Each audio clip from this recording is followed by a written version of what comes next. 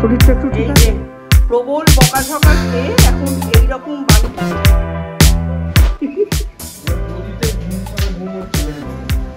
ওপরেই ঘুমোচ্ছে। Welcome back to Jiya blogs. Jiya ব্লগসের নতুন একটা ব্লগে তোমাদের সকলকে অনেক অনেক ওয়েলকাম। আগামী দিনটায় আমি ব্লগ করবো না, মানে আজকে করছি, আবার একদিন আমি অফ পাবো, আমার ছুটির দিন পাবো, কারণ বিগত 2 দিন আমার সাংঘাতিক হ্যাপেনিং গেছে। আর কি ধরনের হ্যাপেনিং তোমরা তো দেখেইছো। প্রথম দিনটায় আমি ঘুম থেকে উঠেছি 10:30 পৌনে 11টা নাগাদ, আর তারপরটা এইটুকু পুচকু ব্লগ দিয়েছিলাম, কারণ সেই দিন কন্টেন্ট করার মতো কিছু ছিলই না। আর তারপরের দিন মানে 3rd জুন এত কন্টেন্ট যে একটা ব্লগের মধ্যে আমি ধরে রাখতে পারছি না। একাধারে তো লোকনাথ পুজো দিতে যাওয়া, ওখানের এত এত সুন্দর মোমেন্টস, আর তারপর খুবই প্রাইভেট একটা ডিনার পার্টি। দুটো বড় বড় জিনিসকে একটা ব্লগের মধ্যে কিভাবে যে আমি তৈরি করেছি আমি জানি। সকাল 9টা থেকে এই বেলা 12টা অবধি আমি শুধুমাত্র দুটো ব্লগ এডিট করেছি, ভয়েস ওভার দিয়েছি, সেগুলো আপলোড করেছি, সব কিছু চেক করেছি। বাকিটা শিডিউল করে দিয়েছি মিস্টার বিশ্বাসের জিম্মায়। আর সৌম্য আজকে সারাদিন ল্যাদ খাবে বলে দিয়েছে, কারণ বিকেলে সৌম্যর দুটো পড়া থাকে, আজকে বুধবার, তাই এখন সৌম্যর জন্য আমি টিফিনটা নিয়ে যাচ্ছি। তবে তার মধ্যে আমি সমস্ত জামা কাপড় কেচে এখানে মেলে দিয়েছি, তাড়াতাড়ি শুকিয়ে যাবে। আর ভালো রোদ্দুর উঠেছে বলে কুশনগুলো রোদে দিয়ে দিচ্ছে। রান্না একটুও এগোতে পারিনি। ফার্স্ট সৌর্যের ড্রয়িং প্র্যাকটিস, সৌম্যকে টিফিন দেওয়া, আর তারপর রেস্ট অফ দ্য ওয়ার্ক। সরস্বতীটি এসে গেলে অ্যাজ সাচ আমার কোনো কিছুই ব্লগিং করা হয় না, কারণ এত শব্দ করে বাসন মাজে। এই দেখো মশারি ফেলে রেখেছি, এটা কাচবো। এত শব্দ করে বাসন মাজে যে তার মধ্যে ব্লগিং করা যায় না। এখন সৌম্যর খাবারটা দিয়ে দেবো, তাহলে আমি অনেকটা নিশ্চিন্ত। কিরে, কি কিনতে গেছিলি বলে দে সবাইকে, কি বানিয়েছিস?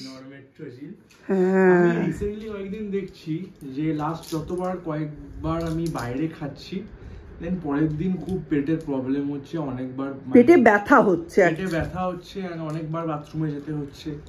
এটা রিপিটেডলি হচ্ছে, লাস্ট 2-3 বার যখনই আমি বাইরে খাচ্ছি এই সেম জিনিসটা রিপিট হচ্ছে। তো আমি ভাবছি একটা ডক্টর মানে কনসাল্ট করে নেওয়া বেটার, কেননা এই জিনিসটা মানে রিপিটেডলি হয়ে যাচ্ছে। এমন না যে কোনো একটা স্পেসিফিক ফুড খেলেই হচ্ছে, বাইরের যে কোনো খাবারই একটু বেশি অ্যামাউন্টে খেলে পরের দিন সকাল থেকে বেশি অ্যামাউন্টে কিছু খাইনি আমরা, তো তাও মানে পেটের মধ্যে একটা সমস্যা হচ্ছে, অনেকবার বাথরুমে যেতে হচ্ছে, পেট ব্যথা হচ্ছে একটু একটা ডক্টর কনসাল্ট করে নেওয়া উচিত আমার মনে হয়। দেখলি কারোর নামটা? আমি তো দেখতে পেলাম না। গ্যাস্ট্রো কেউ নেই না, আমি আমার চোখে তো পড়লাম, দেখলাম কিছুক্ষণ। নাকি বাংলায় লেখা ছিল দেখতে পাচ্ছি? আচ্ছা, এখন এটা খা, আর এই যে ওআরএস রেডি করে দিয়েছি, ওআরএসটা খাবি আর এটা খাবি, তাহলেই হয়ে যাবে। আর এই ছেলেটা যা তা শুরু করেছে, খুব বাজেভাবে রং করছে। একদিন রং করতে বসায়নি, ভেবে নিয়েছে এর জীবনে আর কিছু হওয়ার নেই। শুধু ধান্দা হচ্ছে কি করে তাড়াতাড়ি রং শেষ করে ফোনটা নেব, সোজা ভূতবাড়ির জঙ্গলে ফোনটা ফেলে রেখে চলে আসবো। কালকে এই রকম সময়ে যখন সবাই ব্লগ দেখবে, তার খানিকক্ষণ পরে 5টার সময় তোমার ড্রয়িং কম্পিটিশন, থার্সডে 5 PM। আর তোমার এই আঁকার অবস্থা, আবার আঁকার উপরে হাত দিয়ে বসে আছো তুমি। এই যে প্রবল বকাঝকা খেয়ে এখন এই রকম বানিয়ে কি একটা বানিয়ে আমায় দিয়ে চলে গেল। বলো কিরম লাগে? এ নাকি কালকে বিকেল বেলায় কম্পিটিশনে বসবে। আর বিকেল 5টায় কেন কম্পিটিশন রেখেছে আমি তো এটাই বুঝলাম না। মশার আড়ত হয়ে যাবে ঘন্টা কাটতে না কাটতেই। জাস্ট এক্ষুনি রান্নাবান্না কমপ্লিট হলো। রান্না কিছুই করিনি, কিন্তু দেরি করে শুরু করাতে রান্নাটা কমপ্লিট হতে তো দেরি হলো। রান্নাটা শেষ হতে একটু দেরি হলো। চলো তোমাদের দেখিয়ে দিই আজকে ওদের কি দিচ্ছি। আজকে দুজনেরই খুব তাড়াতাড়ি লাঞ্চ করার কথা। এই যে এখানে 3 জনের খাবার বেড়ে রেখেছি। এটা দীপের, এইটা হচ্ছে সৌর্যর, আর এটা হচ্ছে আমার। আমরা ওপরে বসে লাঞ্চ করব। এই খাবারগুলো দুটো দীপ নিয়ে চলে যাবে, আমি আর একটা থালা আর জলটা আমি নিয়ে যাব। শরীরটা একটু ঠিক আছে? আচ্ছা, আজকে 4টে 4:30 নাগাদ আমিও জিমে যাব, তো সেই কারণে দীপের সাথেই প্রায় আমি বেরোবো। আর দীপে আজকে সৌর্যকে নিয়েই যাব, ওই কারণে এখন আর দেরি করা যাবে না। এই যে জলের বোতল সব সঙ্গে নিয়ে নিয়েছি। এবার আরেকটা হাতে থালা ধরে নিয়ে ওপরে নিচ সব লক হয়ে গেছে, আর কোনো মানে সমস্যা নেই। এই যে এইবার ওপরে গিয়ে খেয়ে দিয়ে একটু রেস্ট নিয়েই বেরোনো। মানে এই 2 দিন যা ঝামেলা, মানে আমি কিছুই করিনি, ঘুমিয়েছি, উঠেছি, খেয়েছি, বাইরে খেতে গেছি, পুজো আচ্চা দিয়েছি। এই 2 দিনের কাজ আজকের ওপর এসে পড়েছে, সাংঘাতিক অবস্থা।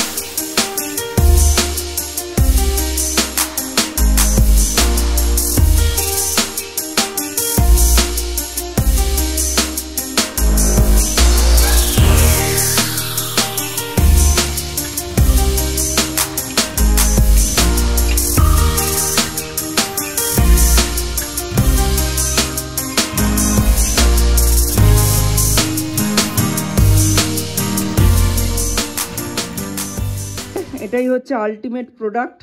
স্যাড ফেস কখন যে স্মাইলি ফেস হয়ে গেছে কেউ জানতে পারেনি। কালকে ফেরার পরে আর ভিডিও করিনি, তাই তোমাদের সঙ্গে শেয়ারও করা হয়নি। এই যে আজকে বিকেলে ওদের কম্পিটিশান, তো কম্পিটিশানটাও শেয়ার করব তোমাদের সঙ্গে, ওই জন্য দেখালাম ফাইনাল প্রোডাক্ট কি। এইটা এঁকেছে, এরপরে আরও একবার প্র্যাকটিস করাবো, তারপর ডিরেক্ট, আর কিছু করার নেই, তারপর ডিরেক্ট গিয়ে কম্পিটিশানে আঁকবে। বাড়িতে ষষ্ঠী ঠাকুরের দয়া হয়েছে, এই দেখুন এখানে এসে 2 বাচ্চা দিয়েছে, এই 2টোকে নিয়ে এখন ইনি এখানে শুয়ে রেস্ট করছেন।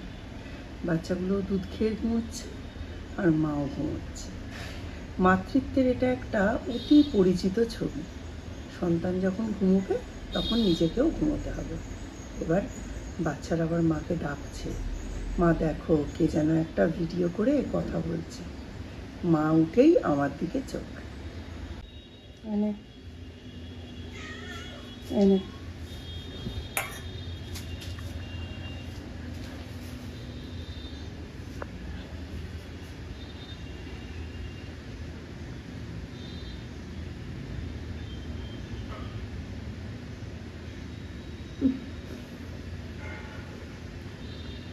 বাচ্চাকে খাবার খাওয়াতে গেলে মাকেও তো খেতে হবে, মায়ের যত্নটাই সব থেকে বেশি। এটা মানুষ ভুলে যায়, কিন্তু সত্যি এই সময় মানুষ, পশু পাখি নির্বিশেষে সব মায়েরই অনেক যত্ন, অনেক খিদের প্রয়োজন, অনেক খাদ্যের প্রয়োজন। কি মিষ্টি করে দুধটা খাচ্ছে, ভয়ও পেল না, কিছুই না, যেন ও জানতোই যে ওর জন্যেই আনা হচ্ছে। অল্প একটু দুধ দিয়েছি।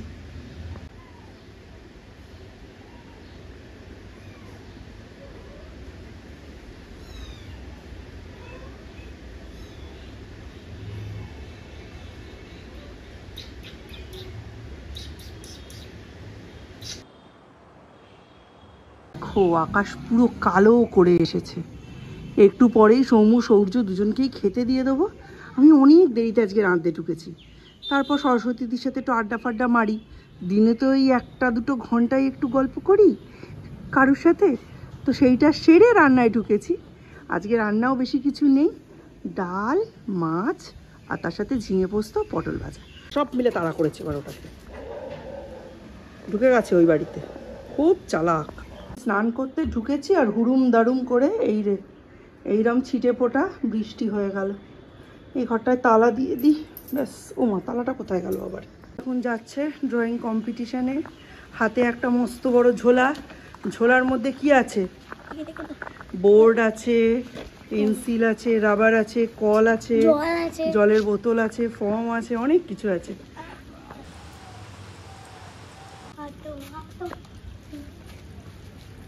সোজা চলো, সোজা চলো।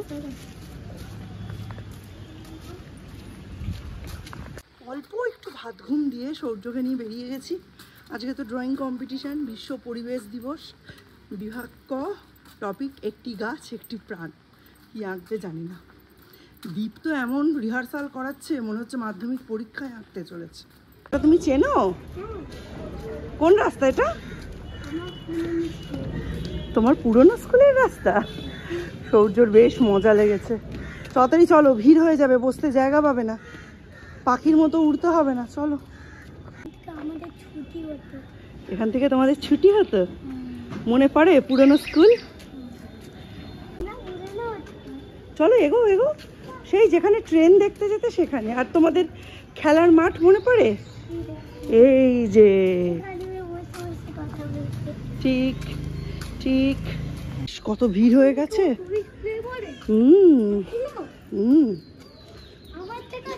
সাংঘাতিক ভিড় হয়েছে।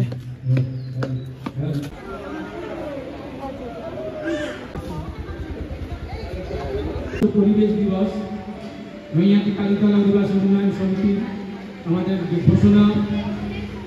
ঘোষণা মতো আমরা সকালে বৃক্ষরোপণের কাজ সমাপ্তি করেছি।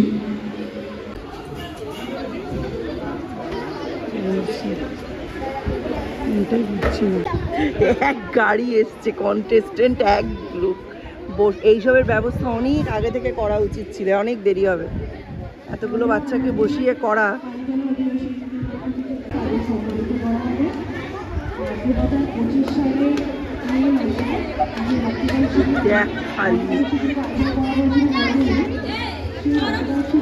এক গাড়ি ভর্তি করে এসেছে রে।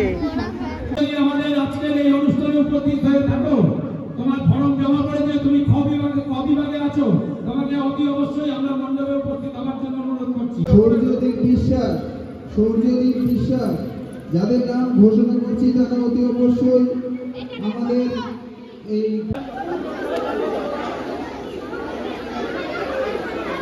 বাচ্চারা সবাই মোটামুটি এসে গেছে।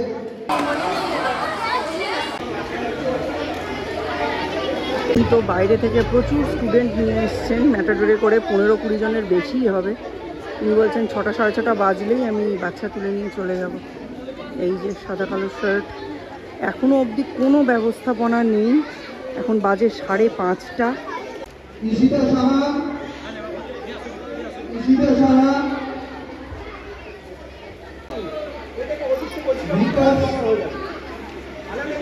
নিষ্কাশ মন্ডল,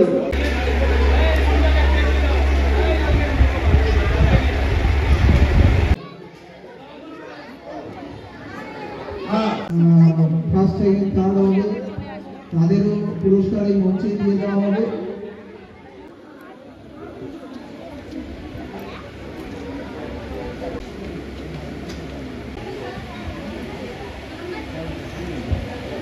বাড়ি গিয়ে ফ্রেশ হয়ে বাড়িতে ফিরলাম।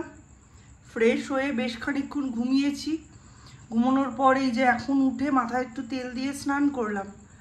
মাথা বিশাল গরম, যেটার ভয় পেয়েছিলাম সেটাই হয়েছে।